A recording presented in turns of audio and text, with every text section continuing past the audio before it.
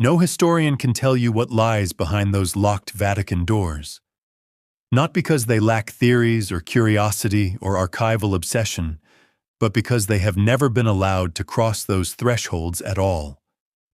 There are rooms in the Vatican archives that remain sealed, even from the most credentialed scholars' rooms.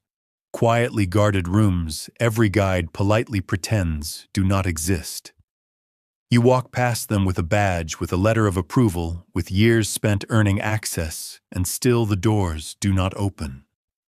Why? What truth demands darkness, and what survives in that darkness that could shake the world above it? So breathe out for a moment, letting the sharpness of that question soften, because the deeper you follow this path, the more gently you'll want to move through it. You find yourself standing beneath the long stone corridors of the Vatican, where a cool hush clings to the air and the faint scent of old parchment floats like dust suspended in a cathedral's morning light. Down here, history doesn't feel written. It feels stored, coiled, waiting. Scholars cradle documents that witnessed plagues, wars, coronations, and scandals, yet even they will tell you that the most guarded stories remain hidden beyond a handful of locked rooms no visitor is ever permitted to approach. As you imagine the dim glow of lamps brushing across endless shelves, you sense the quiet tension in this place, the feeling that something more is being protected, something never meant to slip into public daylight. Before we venture further into the shadows, take a moment to subscribe so you never miss a secret that history has tried to forget. And now, with a slow breath and steady steps, you and I will walk deeper into the silence toward the doors no scholar has ever opened, tracing the reasons they were sealed in the first place and the mysteries they still guard. You return to those stone corridors in your mind, the ones where the air felt cool enough to quiet your thoughts, and the lamps revealed only the edges of what you were allowed to see. As you move deeper, you begin to understand why people call this place a fortress.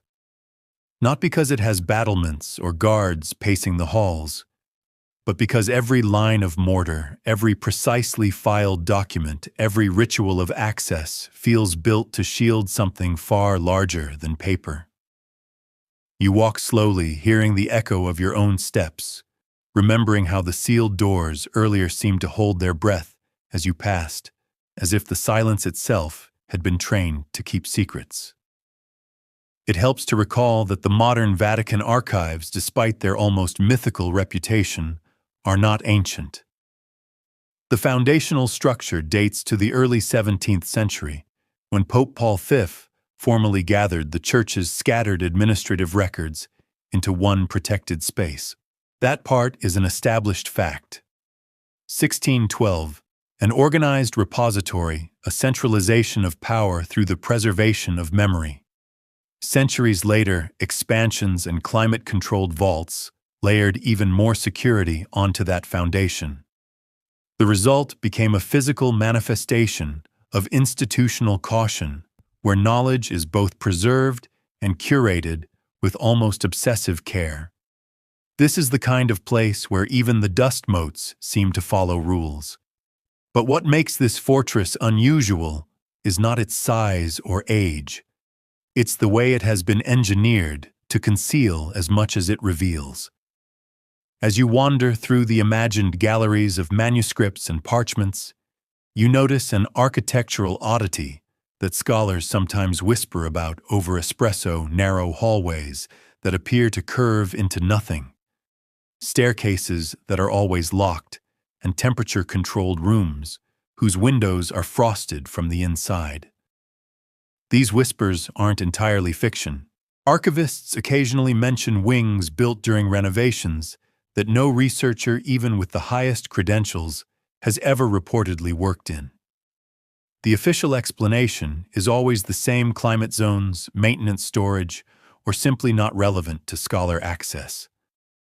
The phrasing feels familiar, like the polite tone used when strangers discreetly redirect your attention away from something you weren't supposed to notice.